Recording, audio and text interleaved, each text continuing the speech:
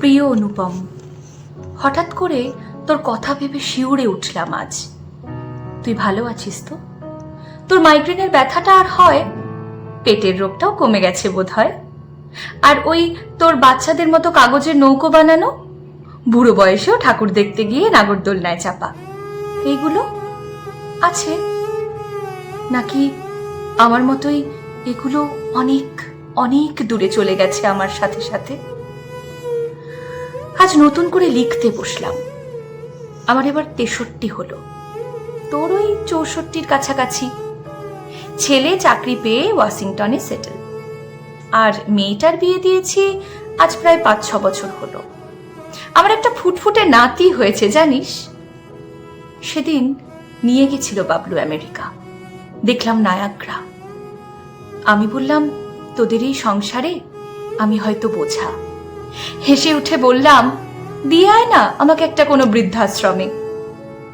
বৌমা আবার বাংলাটা ঠিক বোঝে না, যদিও বাঙালি, তাই ওকে বাবলু বোঝালো। মা বলছে ওই ওল্ড এজ হোমগুলোর কথা, বুঝলে। বৌমাও মঞ্জুর, তাই চলে এলাম এই নতুন ঠিকানায়। ওরা দিতে চাইনি, আমি আর কি, যদিও মাত্র একবারই বলেছিলাম জানিস। ছাড় তো, এই তো গেল আমার কথা। আচ্ছা, আজ এইটুকুই। চিঠি লিখিস। আমি আবার তোদের হোয়াটসঅ্যাপটা ঠিক বুঝি না। তোর ছেলে মেয়েদের কাহিনী শোনার জন্য অপেক্ষায় থাকলাম। 7 দিন পরে এলো অনুপমের চিঠি। প্রিয় চন্দ্রিমা, চন্দ্রিমা, অনুপমা, সুকন্যা। ভালো নাম চন্দ্রিমা, কিন্তু পরিচিত ছিলি তুই অনুপমা বলে, যদিও সেটা এসেছিল আমার নাম থেকেই। আরডি স্যারের ব্যাচের বেস্ট ফিজিক্স স্টুডেন্ট বলে সুকন্যা। বাহ রে বাহ, বাবলু কত বড় হয়ে গেছে রে! আর এতটাই বড় হয়ে গেছে যে বাস্তব জ্ঞান বুদ্ধিগুলো ইনপুট করার মতো কোনো স্পেসই ফাঁকা রাখেনি ওর ওই ইন্টারনাল অপারেটিং সিস্টেমে। যাক ছাড়, তুই বেশ ভালোই আছিস। স্টাইপেন্ডের টাকা দিয়ে বৃদ্ধাশ্রম, খরচটাও বোধহয় করছিস তোর ওই ফেলোশিপের পাওয়া টাকা থেকেই, তাই তো? আমার পেটের রোগটা একই আছে, মাইগ্রেনটা পারে মাঝে মাঝে, 65 চুঁই চুঁই। নৌকা এখনো বানাই, নাগরদোলনা এখনো চড়ি। আসলে নাগরদোলনার আওয়াজটাতে পুরনো দিনগুলো কেমন যেন জীবিত হয়ে ওঠে। এই চাকরিরও মেয়াদ ফুরলো, আর খাটার ইচ্ছাও শেষ হলো।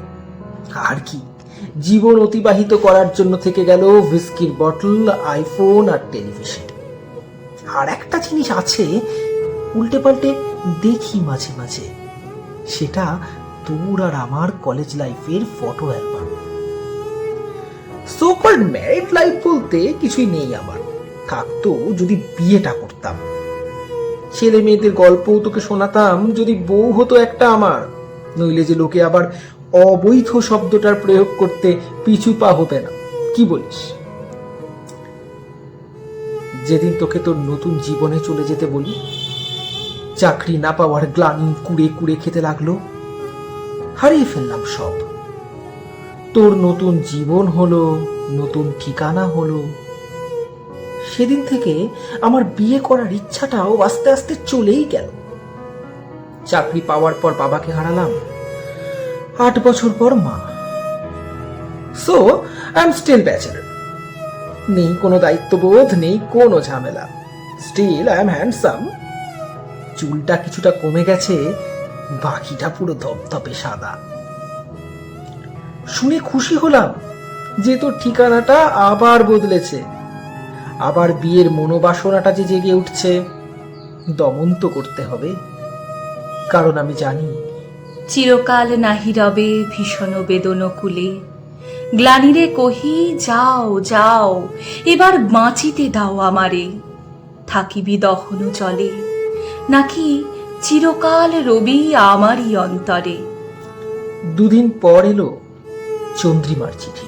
শুধু থাকিব তোমারই অন্তরে।